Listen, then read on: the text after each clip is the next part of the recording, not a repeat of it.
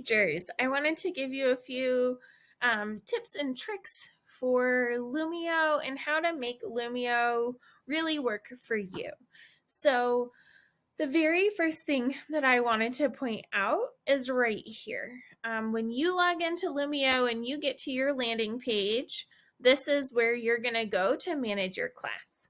So here you can see that it says my class ID is 375850. That's never going to change unless I manually change it and I press reset. Okay, so anytime any of my students logs in, they're going to see that that's my class, and then whatever lesson I launch from my landing page, they're going to end up seeing without having to relog in multiple times.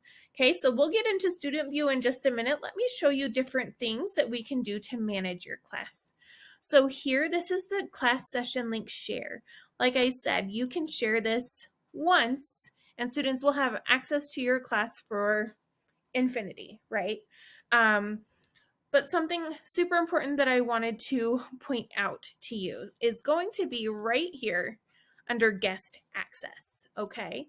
So automatically it is turned green, and that means that students can log in and type in their own name. It's not linked to anything with their Jordan School District account.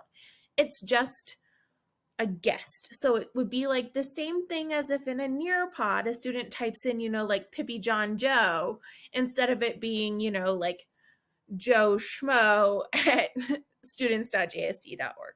Okay. So this is fine.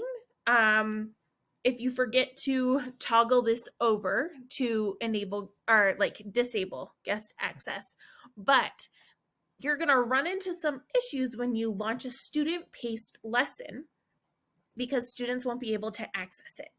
So if you only plan to use Lumio and you want it live all the time without having to, do any student-paced stuff, then fine, don't even worry about this.